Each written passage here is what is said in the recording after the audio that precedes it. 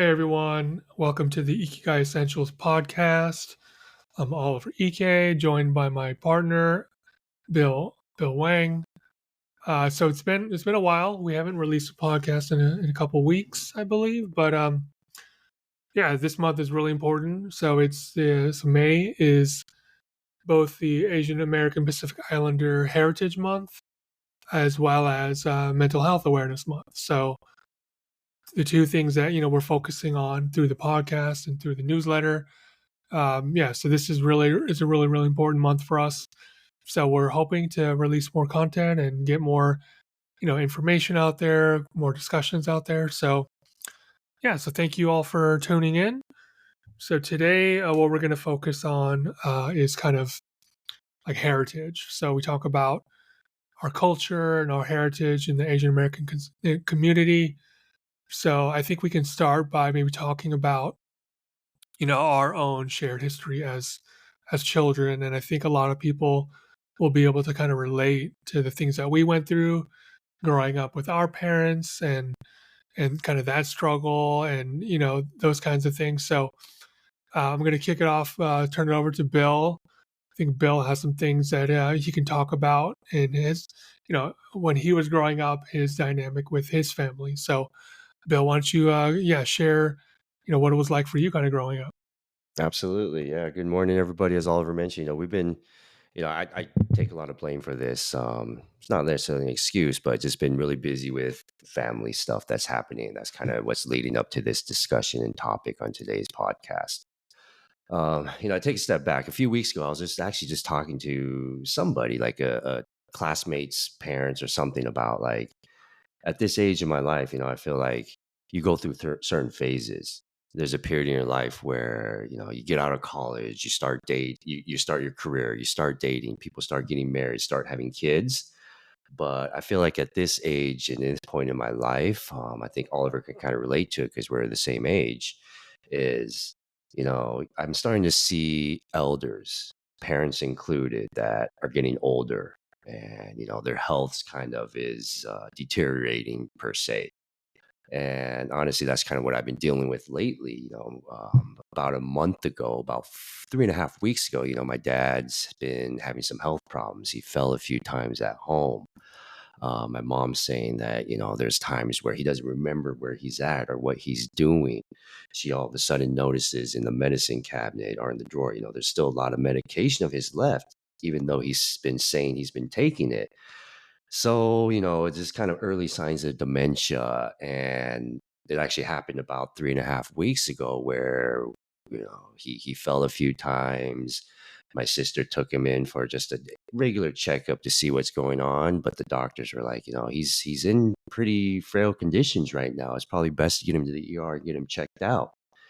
And that's honestly what I've been dealing with kind of the last month or so. And, apologies for not having more content out in the podcast, but just a lot of family issues have been arising. That's kind of what's led to this discussion and topic that we're talking about in the month of mental health awareness month and also AAPI Heritage Month as well.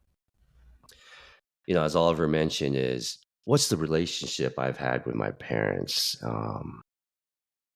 As I've gotten older, especially now that I've been married and have two kids, I've been thinking about this a lot. It's like kind of twofold here. I think about how I want to be as a parent and also looking back how I was raised by my parents.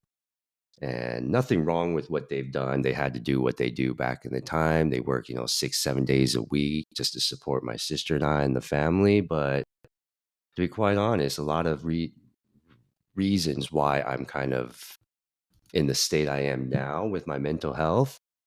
Not to blame my parents or anything, but it does kind of go back to my upbringing. I think back to even now, I say I love you and I hug my kids maybe 4 or 5 times a day, if not more, all the time. And, it's back and forth between us, my kids and I. It's a very open relationship. But growing up, maybe it's because, being part of an Asian American Chinese household, I never felt that. Obviously, they did love me. They loved us and showed it in a different way. But I could probably count with one hand, maybe two hands, how many times they actually really said, I love you to me. how many times they really hugged me. And just looking back, I think that's kind of why I've started having, my insecurities, my anxiety, my depression, amongst other mental health issues. It all kind of goes back to that upbringing as a child, being raised in that, old school way of Chinese, I guess you can say. Yeah, yeah. No, I could definitely relate to that. Yeah, it's interesting because I turned 43 last month. So my youngest kid's 10. So by the time she finishes high school, I'll be 50. So yeah, it's really interesting just kind of thinking back. Maybe when I was that age, my dad was probably a little bit older than I am when I was that age, but we grow up, looking at our parents, thinking that they're like fully formed people, and just kind of knowing myself, I know that's just not the case. I still have things I want to do, things that I feel I can improve on, and I think you have to go through that. Like I don't know if someone without kids can fully understand kind of this feeling of kind of being in your parents' place now, like raising your own kids and seeing how hard it must have been for them. But I also wonder because there's like I think one of the reasons why we started doing this was because like the Western culture meets Eastern culture, like that clash of values and culture. It's a question. Like I don't know if there's an answer, but is it necessary to tell your kids you love them and to hug them? I think it may depend on right. We all have different love languages. Um, it may be, but the interesting thing is, for men, a majority of their love language is physical touch. Yeah, So for us growing up, you never get that. So there's a certain part of you that never kind of feels that intimacy, like with your family, for example.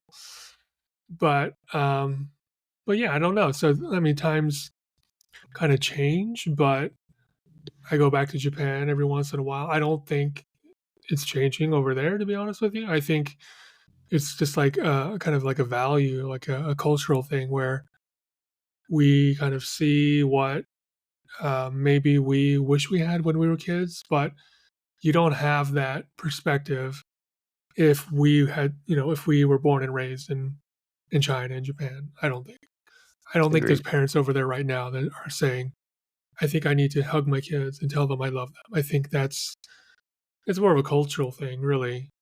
But that's not to say that's something that we would have benefited we could have benefited from for sure. I think I could have, but I think that kind of boils down to my love language of physical contact. But yeah, that's I try to do that with my kids as well, but I don't feel them really gravitating towards that too much, to be honest with you. As they get older, I feel like they need their distance. When they're kids, you Hmm. can kind of, I mean, you can kind of force them to hug you, or you can because but as they get older, you got to give them a little bit of distance, a little bit of space, and boundaries and all that. So even though we were kind of raised them that way, I don't think it's really reciprocated. So I don't know if that's like a value that kind of you can instill in someone. I think we all kind of want what we didn't have. So for Agreed. my kids, like I don't know how they're gonna feel because they've had it, but they don't necessarily seem to prefer it. So I kind of wonder. So I think that kind of is a good segue into our next. So we're talking about kind of our upbringing and our culture and heritage. And then so I came across. So I was doing some research on what's happening in the world, especially with Asian American Pacific Island Heritage Month and mental health. I was wondering if there's some kind of overlap between the two.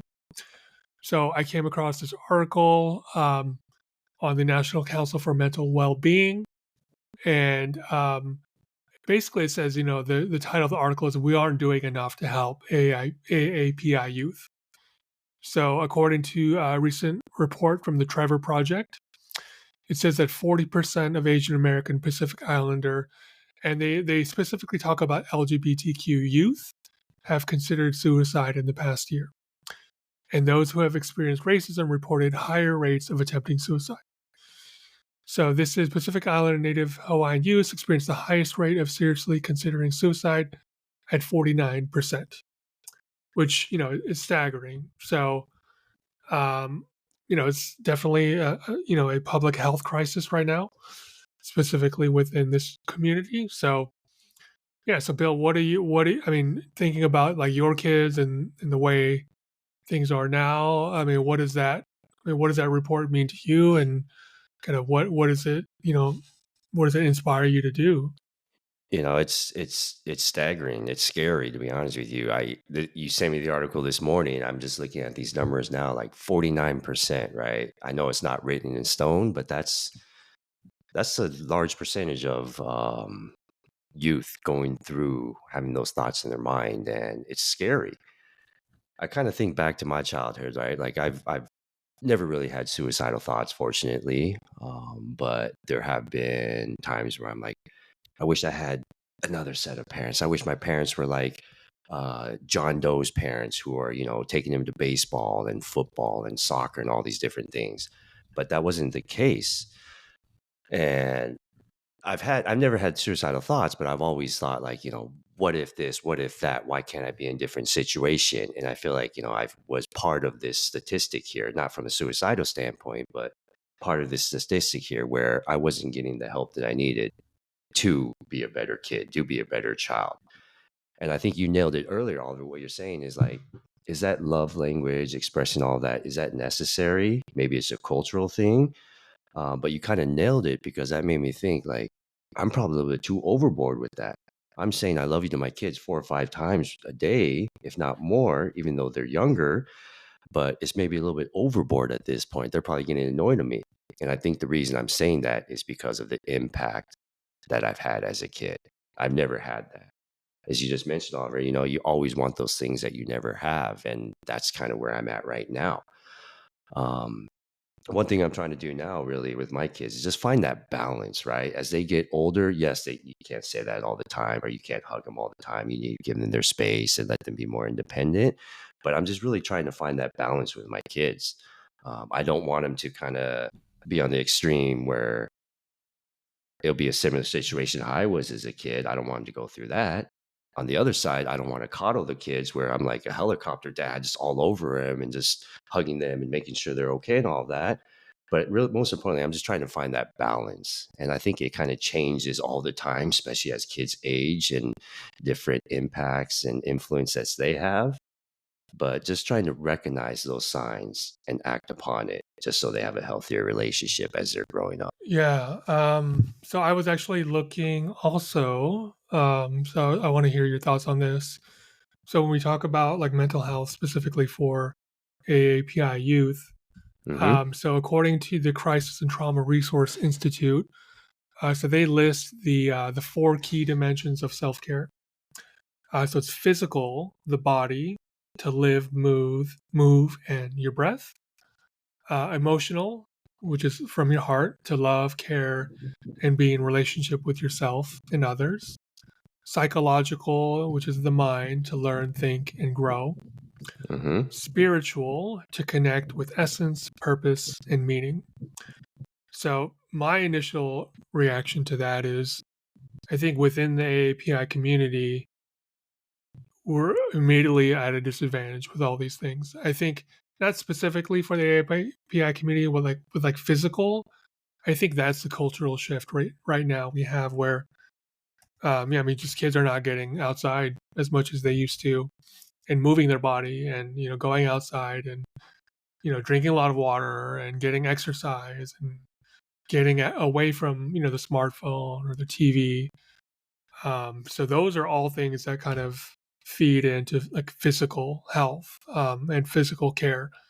So I think that is probably across the board with every type of child right now, with the lifestyle that we have now with screens and all that.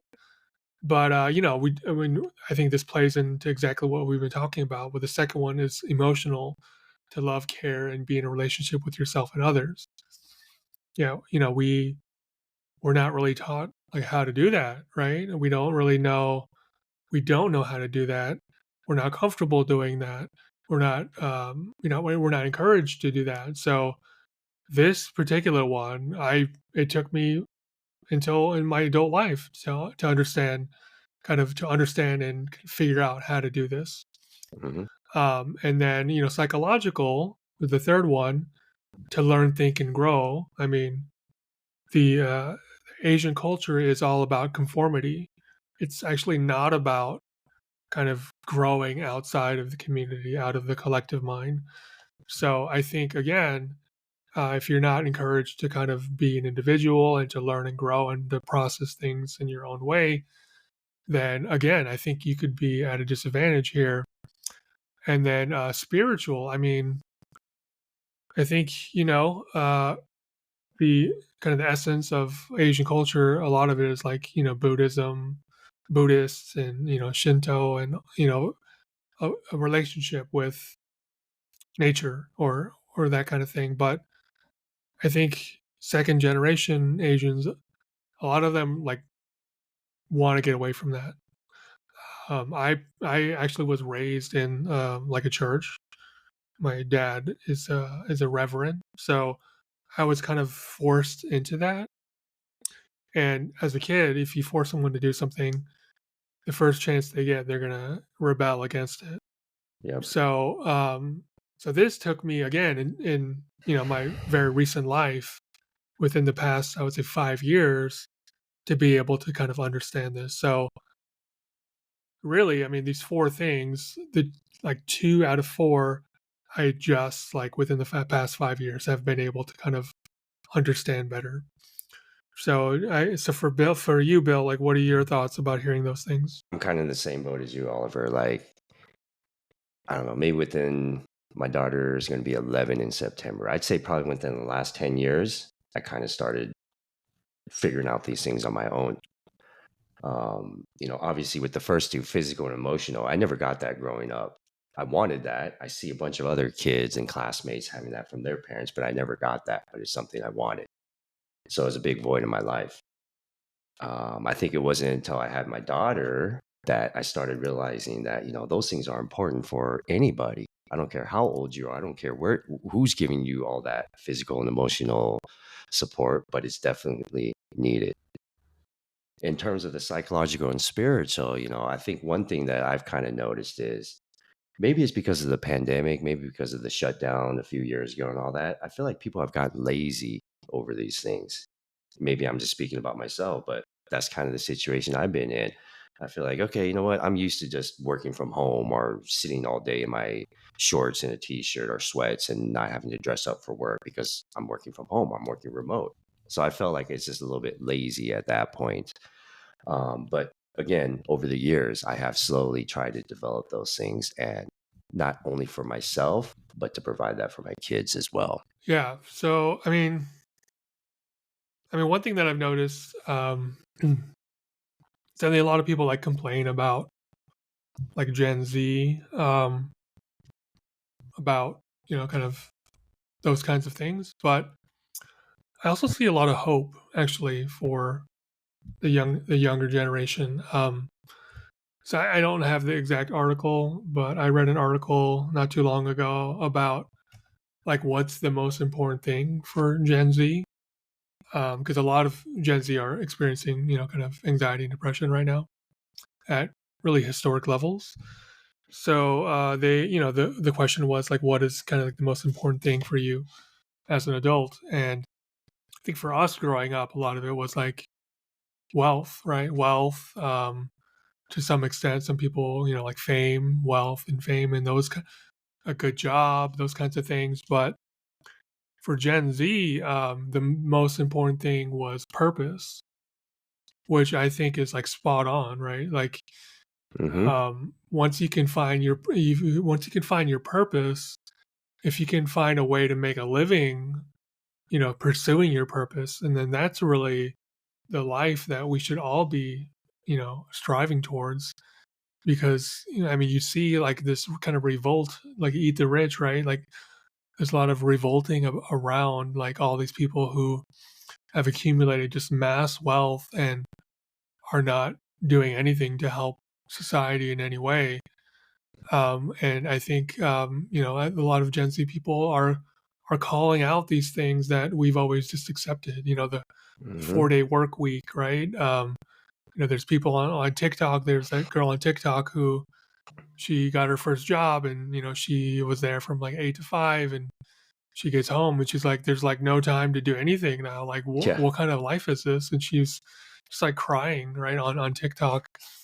And a lot of people like kind of made fun of her, like, grow up. That's the way life is. But then maybe that's not the way it's supposed to be, right? So I think the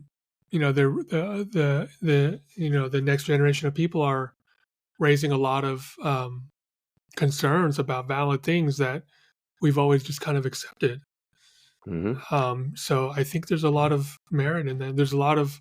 I actually have a lot of hope for if we all, I mean, if every person on earth lived a life of purpose, how much better would things be?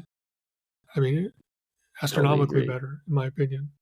Like, what do So, what's I that? don't know which article you read, Yeah. Oliver, but like, is that related to? Does it talk about what race as I well? don't think I Because don't I'm, know if it was broken down by race. I think it was yeah, just by age, by the specific age range. yeah, So just kind of breaking it down between yeah. like how values have changed. Yeah, because I'm always curious, like in other countries, like in Asia, for example, Taiwan, Japan, China, Hong Kong, wherever it may be, do they feel the same way? Like, I don't know if that's the case, but last year my cousins were here. They're my cousins' kids, 15 and 13 or something like that. They're already thinking to themselves, like, not that they don't want to go to college and further their education, but he already has like some thoughts of being an entrepreneur of some sort or running his own business somehow. I never thought like that when I was a kid. I was always taught to, make sure you graduate high school, get into a 4-year university, make sure you graduate with whatever bachelor's degree and all that, and then start your career at company A, B, and C. But I think I am starting to see a little shift in those cultures as well. Is they're a little bit more open minded. They're willing to kind of take a different path that they instead of what their parents took, and I think that's a good thing. And I agree with you. I do have some hope, and I think that will benefit and make those kids a little bit healthier. Yeah, I mean, I think just young people in general are just more aware than we were growing up. I mean, um, and I think that study was specifically for, I want to say, for American Gen Z. Yeah, But yeah, I mean, for my kids, if they don't want to go to college, I'm okay with that. And I yeah, don't I me don't too. think growing up I would have ever thought that. Like, so you get your college degree so that you'll have options for jobs and things like that. But I honestly don't think it's necessary anymore. If they're not sure what to do, then I would say go to college and figure it out. But if they know what they want to do, and college just gonna be like 4 years of going in debt, then Hmm. why do that? Um, but a lot of that I Hmm. think just plays into like that sense of purpose. Because us growing up, it's like you just go to college. Like, what is that? Like, that's not guidance. That's like you go. It's like going to the military. Like, go do this for 4 years and then figure it out. But Yeah. it's not about, okay, figure out what you want to do. Like, what do you what what piques your interest, like in school, even if you don't like school. Like, are there things about it that you like? Are there jobs that relate to that you could pursue? Are there other skills outside of academia that you can sharpen?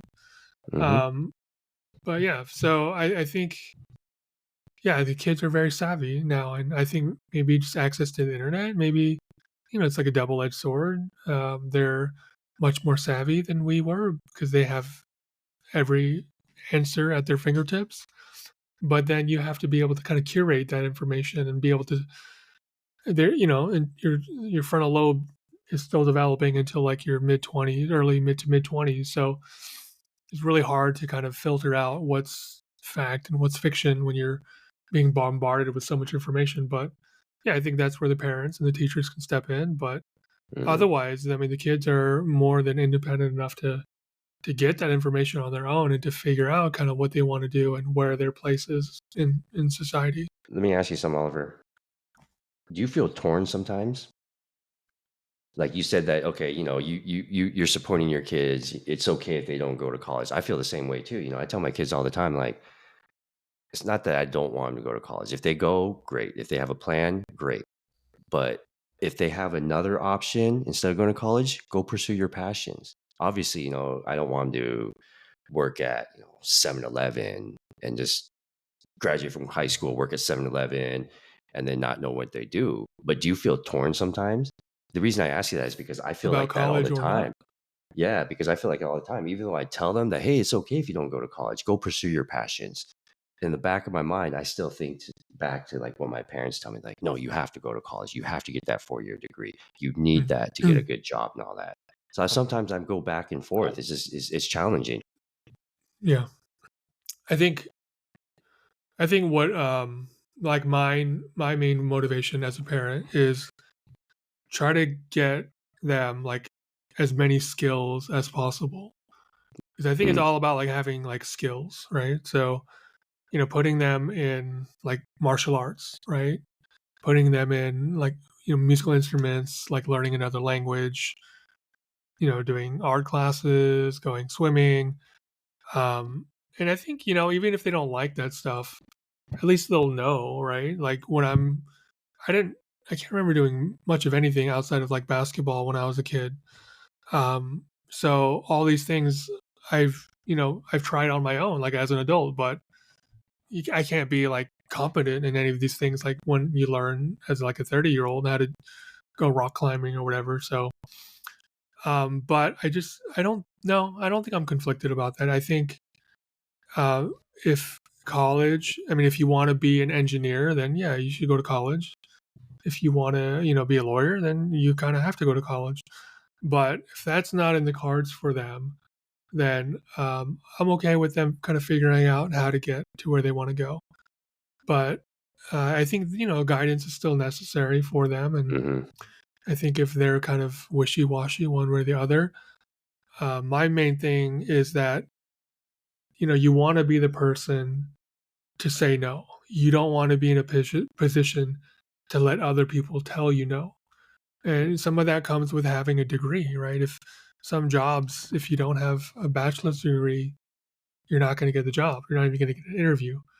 So I think opening as many doors as possible is good, just so that you'll have options. But I don't really think of it as um, like a definitely like you definitely need to go to college. I don't really think of it like that. Makes sense. Makes sense. No, I like that. One thing I never told you, Oliver, is like, man, I remember after high school, didn't you went to Japan for like a year or two, right? You went to study, learn the language and all that. I envy you, right? Like I always wanted to do that, but I just never had that in me because I just hear the voice in the background say, you got to go to college right after high school. Don't take time off, just go straight to college and get it done with. So I honestly wish I could have done that as a kid. And that's the same, I'm kind of on the same boat as, I'm having them try basketball, swimming, tennis, musical instruments. My son's into parkour, American Ninja stuff. Just trying all these things, giving them that exposure. Yeah, And I think that's kind of related to, personally speaking, is I've never had that as a kid. Just like you said earlier, all I did was play basketball. We used to hoop all the time. I remember when we were young, but we never tried other things, or at least I never did. Um, just didn't have that exposure growing up. So I think that's why I'm just kind of in the mindset that my kids need that. My kids have to have that just to kind of open their eyes and see yeah, what they like. But along the same lines, you still need to provide that guidance, because at the end of the day, they are kids. yeah. I mean, I think some of it is like our I don't know if arrogance is the right word, but maybe our ego. I think we need to like, and I have trouble with this. Like growing up, athletics were a big part of kind of my life, but it's just like not what they're into. Like my kids are not into that at all. hmm So I think you have to like be humble enough to support them in something, even if you like totally don't understand it, or maybe you don't quite even agree with it. Like my middle child, he's like he's amazing at like video games. Like like I don't know, That's like cool. I don't know what I can't remember what game it is. Like one of the not Fortnite, but one of those games, and he's like in like the top like 5% of, and so it's just like amazing. Like that's not for me, but just like being able to kind of recognize that, and he types like over like 200 words a minute. It's like insane. Like some of the stuff that he can do. So just He's like, got a future in but esports, there's other man. things like, man, I wish you would try this or I wish you would try that, and just not interested in it. I think that some of that is like ego, like you want to expose them or you want to like, I don't know, like be able to connect with them on something that you're passionate about or something you did. But yeah, it's kind of hard to kind of let that go and be like, hey, they're their own person. They're going to be interested in different things. All they really need you to do is support them. Do you feel like you get influenced by, I don't know, for me, sometimes I want to do this or say this to my kids, but I feel like I still get influenced by the older generation. Does that make sense? Like I hear my parents sometimes saying, "Oh no, he shouldn't do this. He should only do that," type of thing. Obviously, they can't make the decisions. I'm their parents. I have to make that decision for them, but I still feel influenced. I still feel pressured to go the other way instead of the way I want to go. Don't know if you feel the same way. I mean, not So, quite. Yeah, not yeah, quite. yeah, But I think I think there's like really good things like in Western culture that are hard for me still, even though I'm American. I find myself um, like if I don't know, like if there's like a play in front of the whole school or something, and maybe my kid like makes a mistake or something. I want to be the parent who like stands up and like gives them a standing ovation and really just like okay, does that kind of thing. And that's really hard for me to do. But I mean, that's kind of what I would like to do is like be like unwavering in support for them, even at my own risk of shame, like being shamed and people being like, "Who's well, what's the deal with this guy?" But if it's all like in the service of like my kids, then I wish I could kind of just like bury that ego, that arrogance, where I'm still trying to protect my own shame, I guess. yep, So yep, I think that's a very kind of American thing, I think, where you just kind of you just kind of forget all that. Like I'm here, I'm going to support them all the way, and that's kind of one of the beautiful things I think about America is that there are parents who will just like you know whatever, like they'll take the attention, put it on them in a very negative way, yeah. if it helps their kid. That makes sense. Yeah, I think it's tough. Like for me personally, is this? I feel like it's a torn identity, right? Like I think I mentioned this in an earlier podcast. On Monday through Friday, hanging out with Oliver, a bunch of other high school classmates and friends. They're all Americans, right? I feel like just a regular American kid on Monday through Friday, just doing normal, regular American activities. But then come the weekend, it's like I have to go to Chinese class, I have to go to Chinese church, I have to go to Chinese New Year celebrations, all those things. So automatically I have to shift my mindset and be this good, typical Chinese person, which I wasn't used to.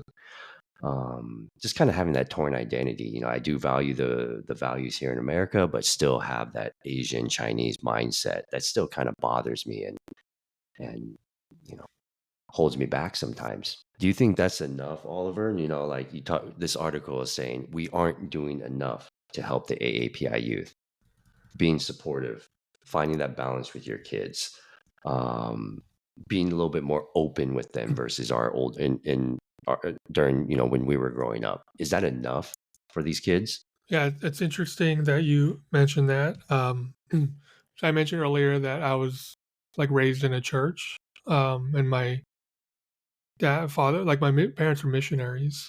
You had that So in your house, man. I remember it yeah, was like in yeah, your living room. I remember I that's saw right. that. I Yeah, was like amazed. like a big like shrine Yeah. in like the living room.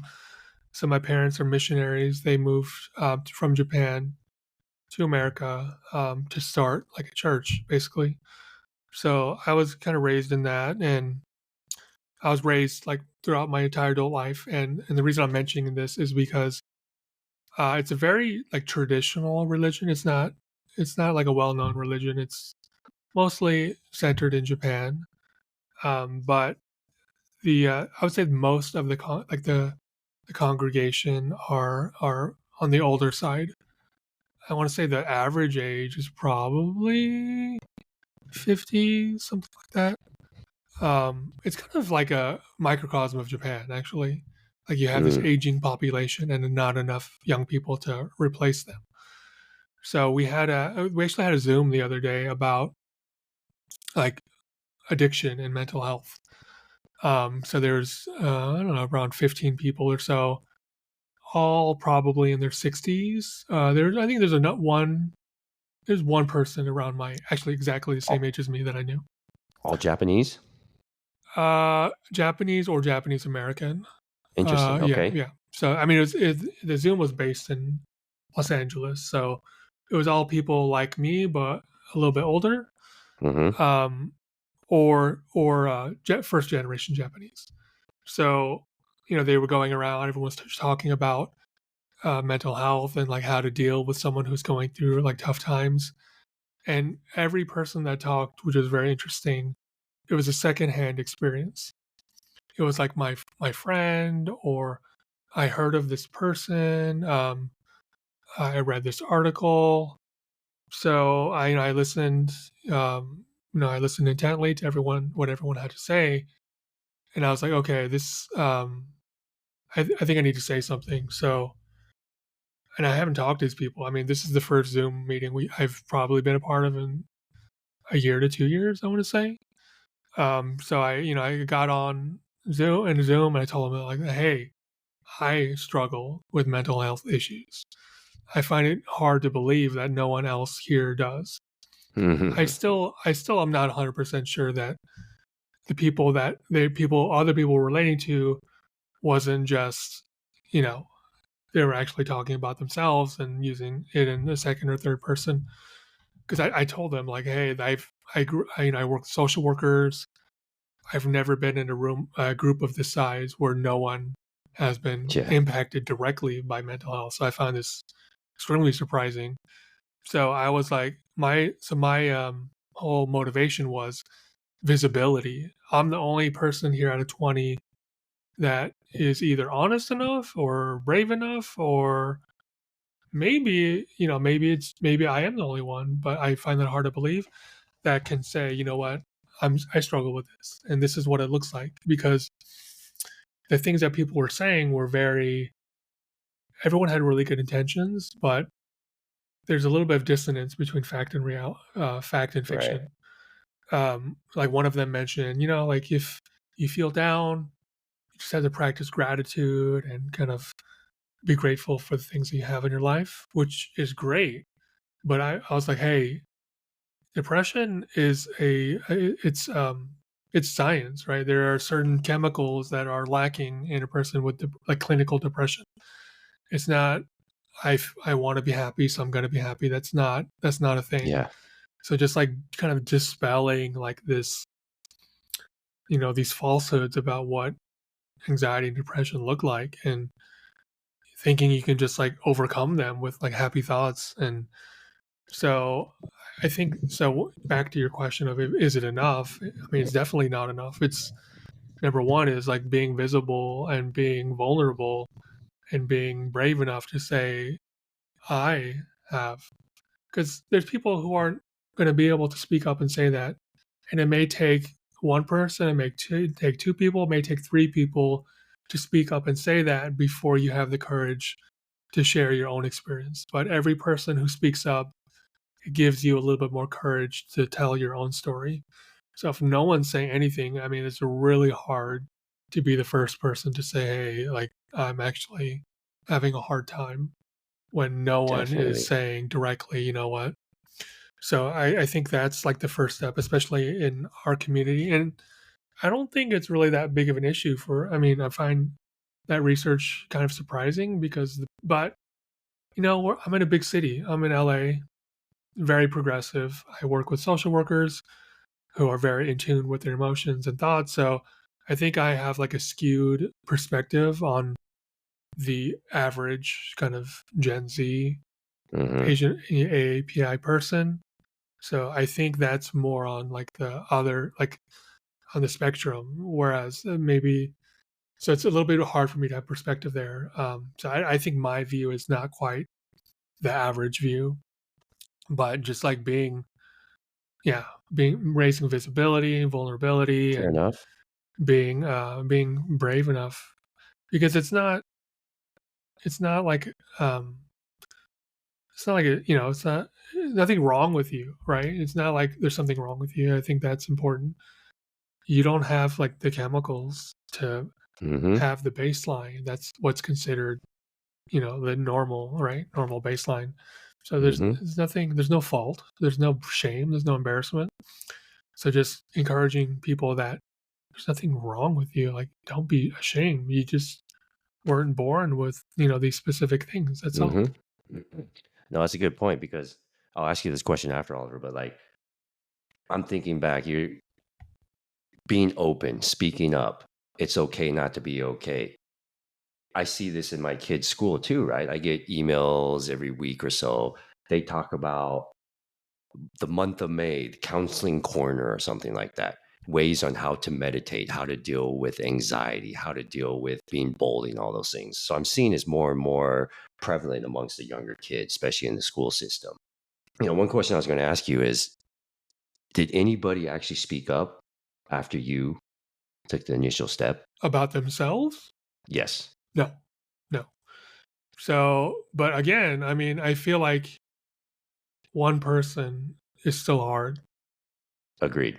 When, like, if you're in a group of people and one person says, "Hey, this is happening to me," I think it's still hard for the next person, especially the first time. So the first time, like speaking up about what I go through was extremely difficult. Mm. So I don't think I would have been able to do it either if I was in a group of people and one person said, "Hey, this is happening to me." I still don't think I would have been ready to kind of share Fair either. enough. But through repetition and kind of seeing it more and more and understanding what it is and what it isn't and hopefully getting rid of that shame, then yeah, hopefully eventually they can speak up and own it and be okay with it. And once you once you kind of admit to what's happening, then right, that's how Yeah. you heal. Fair enough. That's real talk, man. I tip my hat off to you, Oliver, for doing that. I think back to, I'm a huge basketball fan. I remember, was it Kevin Love or DeMar DeRozan? One of those two guys, they spoke up first, right? They were kind of like the big NBA athletes talking about it. I think Kevin Love was having some depression issues. And then all of a sudden, DeMar DeRozan spoke up.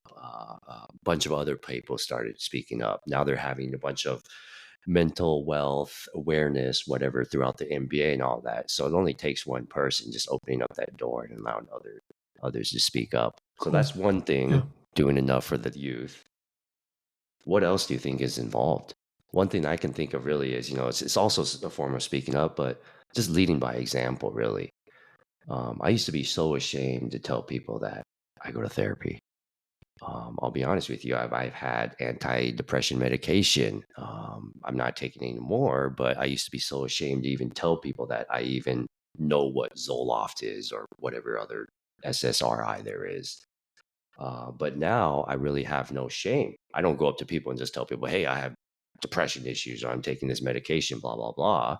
But if people want to talk about it, if I know that people are down, I try to lead by example and just show them that, it's okay not to be okay.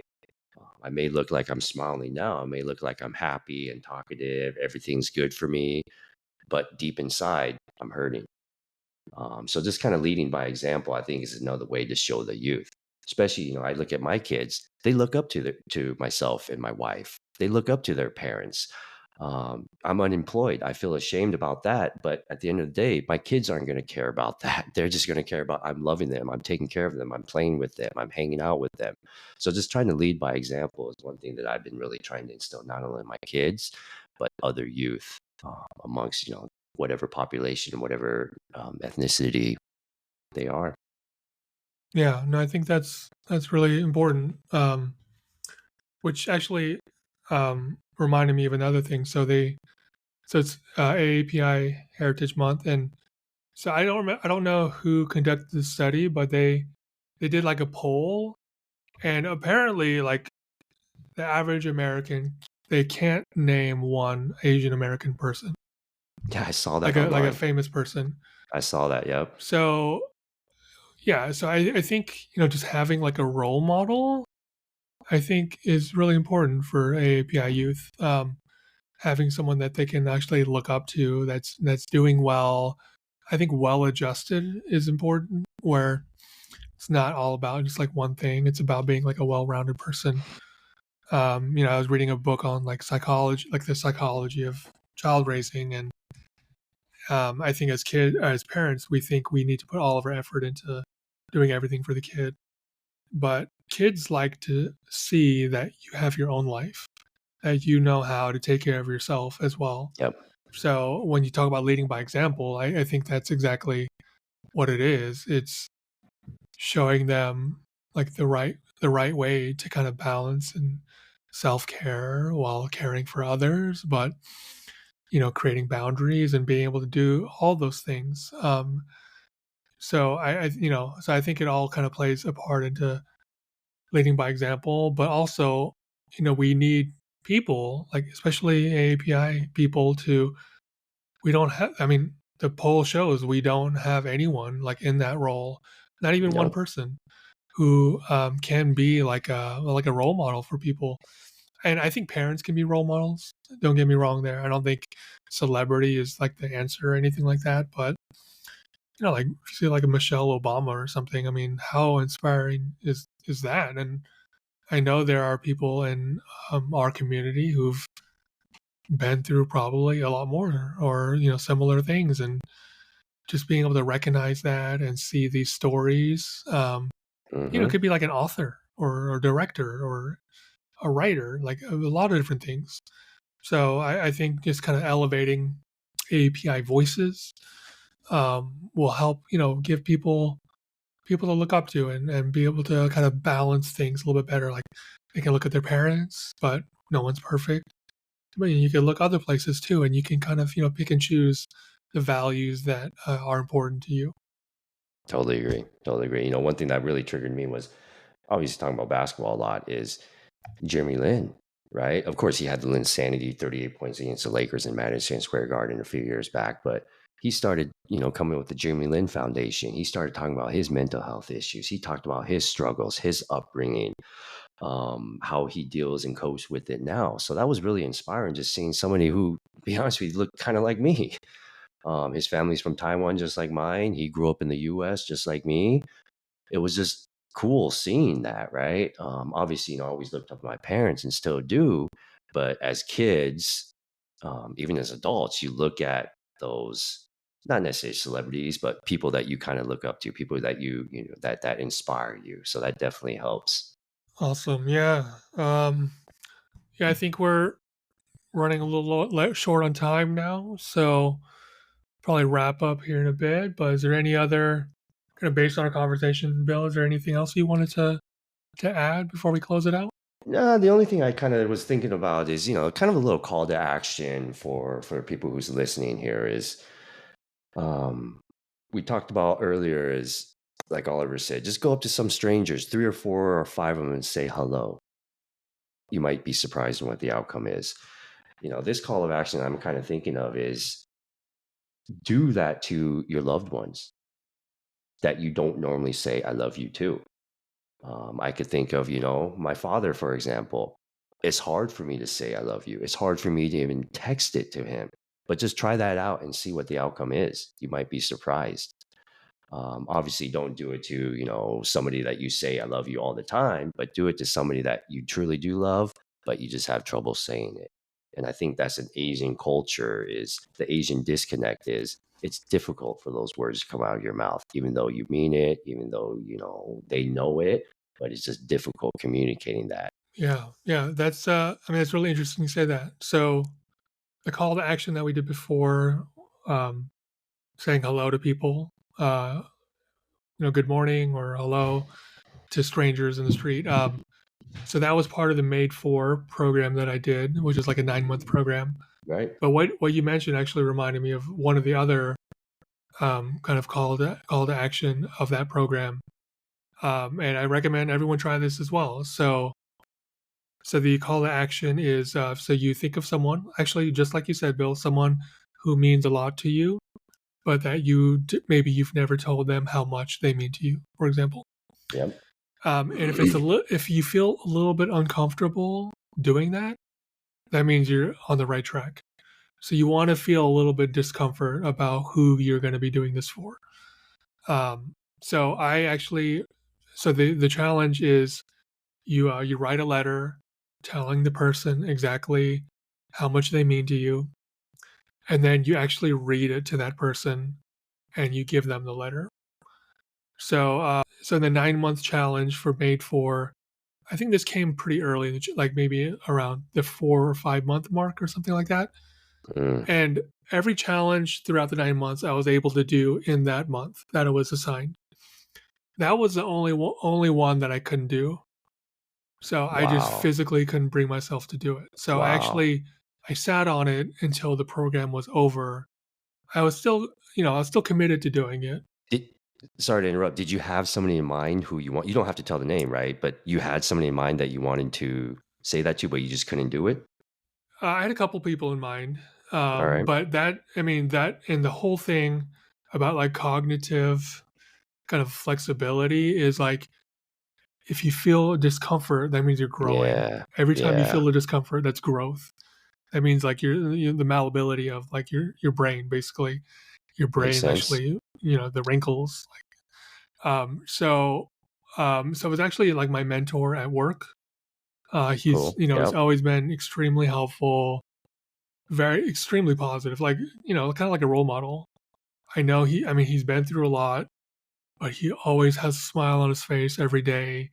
He always like has like this great energy that he brings in the room, no matter Wow. what he's going through. He never brings like his any baggage. He'll never bring it to the table. So I always really admired that. So at the end of the challenge, I finally wrote the letter. I texted him. I was like, "Hey, can I meet with you for like 10 minutes? Something I want to share with you." I went to his office. I read it to him. Yeah, and he was really, really moved. We had a big hug. I gave him the letter. He said he's gonna have put it somewhere very safe for him so that he can look at it again. But I mean that was harder for me to do than opening up about my like mental health struggles, to be Yeah. honest. So, but I feel like I grew like tremendously because it was so hard for me to do, just like doing something like Wow. that. So, yeah, I mean, I would say if you could do, and it needs to be like a handwritten letter. Like an email is no good. Like you can't just shoot off an email or text to someone. It doesn't work the same way. Mm. I think you could do it over Zoom, probably. I think the cameras definitely need to be on, but in person is definitely best. Um, so if you can challenge yourself to do that, I mean, I definitely recommend it. That's dope, man. I'm speechless because I'm thinking I want to do it. I probably can think of two or three people I want to do it to, but I might be in the same boat. It's gonna be challenging, man. It's gonna be tough. It's gonna be very, very, very difficult. Yeah, yeah. So and it was hard. I mean, but like the gratitude on this person's face when I read the letter, and Sure. you could just tell that it really impacted them. And we all just want to be seen and feel like we're making an impact in the world, but that kind of gets lost in the everyday. Sure. So to have someone tell you face to face like how much you mean to them is life changing. So Yeah. I think you have to think of the outcome rather than the Agreed. inherent difficulty in writing it. Agreed. No, I think back to the call to action we had a few weeks ago or a couple months ago, even saying hello to some strangers, it probably brightened up their day. It certainly brightened up my day. It kind of had a good start, put a smile on my face. I was motivated to get through the day. So the result's definitely there. Cool. Yeah. So yeah, if you can, whoever's listening, if you can give that a try, you can maybe leave your experience in like a review, maybe. This podcast is available wherever you get your podcasts. So yeah, you feel free to Absolutely. leave your experiences in a review. We're gonna try to expand our services here. We've been talking about this, so we'll have more information on that soon. But we hope to kind of expand, broaden our net a little bit, and get bring more people to the table.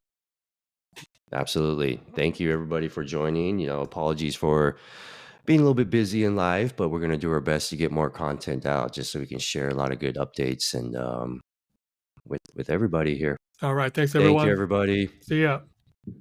Till next time.